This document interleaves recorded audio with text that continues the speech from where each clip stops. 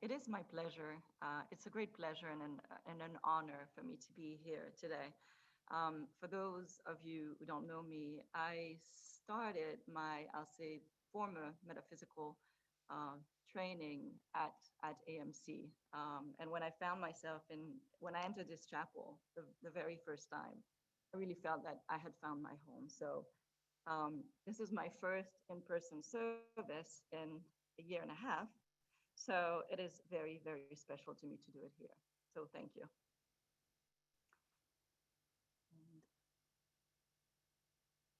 And I don't want to lose my glasses. All right, the scripture reading is taken from the New International Version of the Bible, Genesis chapter 8, verses 1 through 5. But God remembered Noah and all the wild animals and the livestock that were with him in the ark. And he sent a wind over the earth, and the waters receded. Now the springs of the deep and the floodgates of the heaven had been closed, and the rain had stopped falling from the sky. The water receded steadily from the earth. At the end of the 150 days, the water had gone down. And on the 17th day of the 7th month, the ark came to rest on the mountains of Ararat. The waters continued to recede until the 10th month, and on the first day of the 10th month, the top of the mountains became visible. And this concludes the scripture reading, Genesis chapter 8, verses 1 through 5. This passage is known as the allegory of the flood. In Genesis 7, God commands Noah to take his family and the animals to the ark, and then the rain starts and things start getting flooded.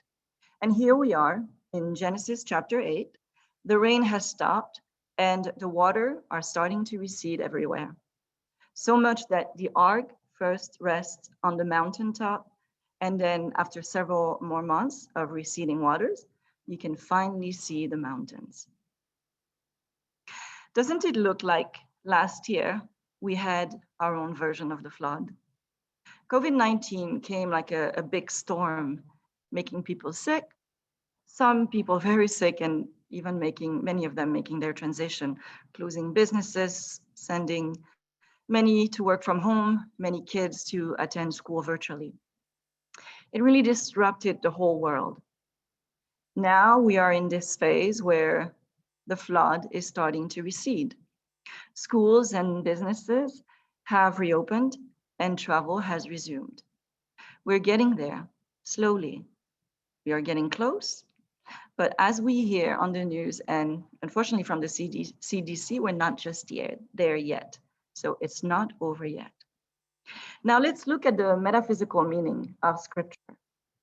And throughout this homily, most interpretation will come from Charles Fillmore. Noah first.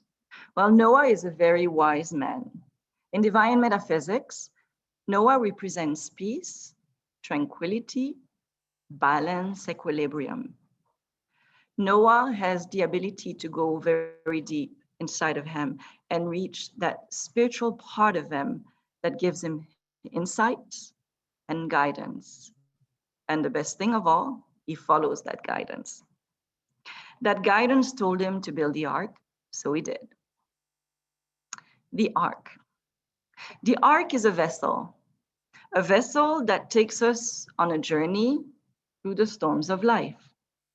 And in metaphysics, the ark represents the spiritual part of us that lies in the midst of errors or error thinking. Error thinking is the belief that we are something other than true spiritual beings. And error thinking is also our attraction to satisfy our physical senses and then go towards the pleasures of the material world instead of the fulfillment of our spiritual needs. Also, personally, I see this ark, our vessel, our consciousness in a way. Now, the mountains of Ararat represent the parts of ourselves that don't know the power and the wisdom of Source that resides deep within us. In Mysteries of Genesis, Charles Fillmore explains that as we grow from child to young adult, we tend to attract more importance to the physical senses than our spiritual faculties. But we use our spiritual faculties for the satisfaction of our physical senses. And somehow it creates a storm inside of us. Because our journey here on this earth is to grow in consciousness. And through all that, natural law finds a way to restore the balance. So we go through the small storms and the big storms in our lives, and those storms bring winds of change. So the lessons that our experience teach us bring us closest to the mountains of Ararat. Again, those part of us that we didn't realize we had, and that had so much wisdom, and we can draw for this wisdom. So the flood on earth is the cleansing of our consciousness of the physical needs and our physical desires, and it gets rid of those wrong thoughts about ourselves. So now here we are after our own version of the flood. The storm caused by COVID brought winds of change. COVID has been a catalyst for rapid changes in society and in different societies. We realized that we could use technology to work, learn, and go to church. We wouldn't have done that to the extent that we did if we hadn't been forced to. Those in Silicon Valley, for example, who used to pay exorbitant amounts of money for rent, decided to move away, perhaps to spend time with family or to move in different parts of the country that were more affordable because they were working remotely. So we saw those temporary changes in nature also. When people were actually in quarantine, when they were not going out, using their cars, when industries were not polluting the environment. And those changed, like cleaned the air. You could see the sky for the first time in New Delhi, in Beijing, even in LA. Shocks often lead to transformation. And shocks come whether we want them or not, because somehow we need them. Because otherwise, many of us would rather stagnate than do the work that is necessary to grow in consciousness. We are so busy with our life out there, that we forget the purpose of our existence here. And also we've been brainwashed to think that our purpose is to acquire all material things and get a good job and so forth. So the flood that we have experienced just now, and which unfortunately is not entirely over, was really a prompting for us to move in a different direction with our lives, individually, but also as a society. And we've been at this for almost a year and a half now, at least in the US. Some have returned to work. They have returned to their life the way it was. And actually, yesterday I read in the New York Times that those who had moved away from Silicon Valley were actually slowly returning to Silicon Valley because they miss the vibe of the area. It's very expensive, but they really love it.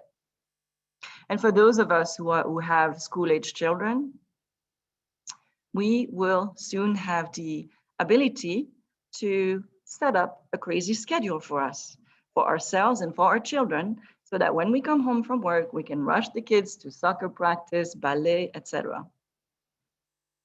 But is this really what we want? Do we want to go back to our old job, to keep our jobs or stay in the status quo? Or do we want to pivot and start something completely different?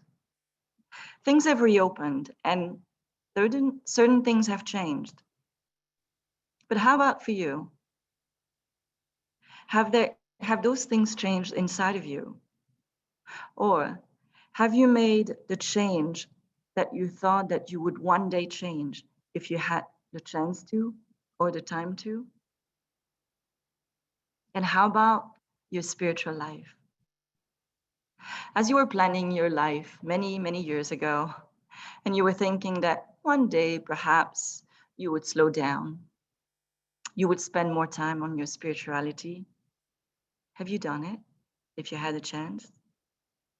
If you were not on the front lines, which obviously would have kept you busier than ever, have you used this opportunity that you might have had as you were forced to stay at home? Have you signed up for those spiritual classes that you said you wanted to attend? Have you learned all those things that you said you would one day learn? Have you read that book? Have you nurtured your spiritual self? Or perhaps, if you could afford to spend time volunteering to help others, because that's something that you always wanted to do but never had time.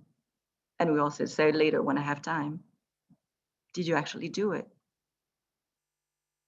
Well, it's not too late. The train has not left the station yet.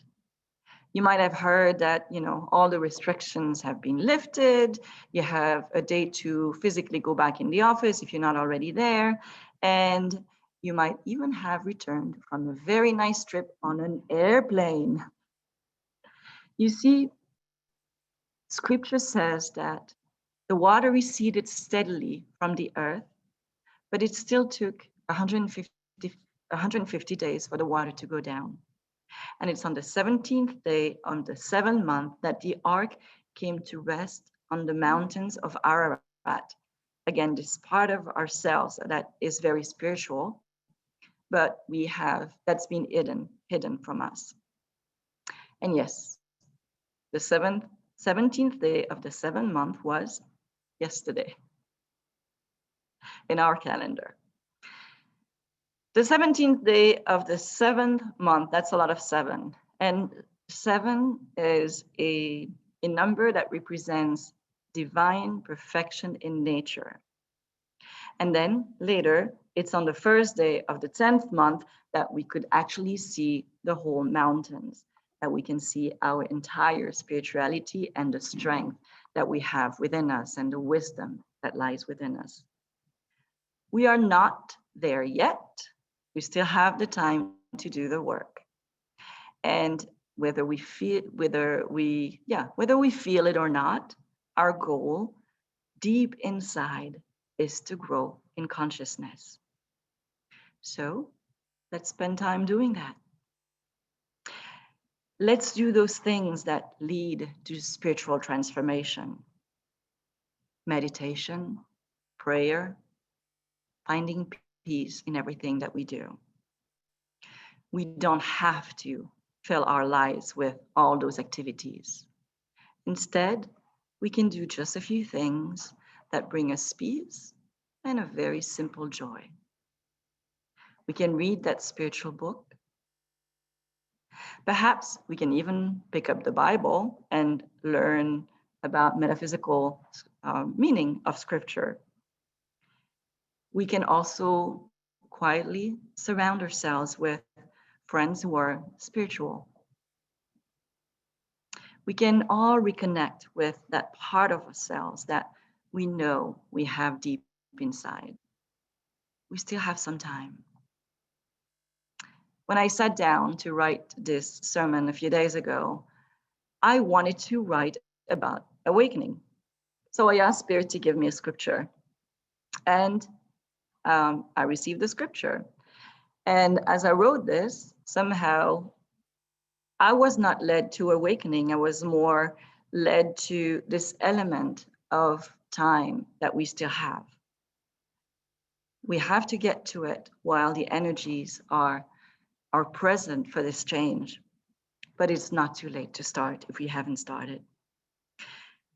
We can still make an impact on someone's life. We still have time to make an impact on our own life and become what we truly are. Sometimes when you watch the news after a natural event that caused a devastation, such as a flood or a tornado, The reporter asks people or the victims what they're going to do next. Some say that they will move on. They just don't want to deal with this anymore. It's just too much.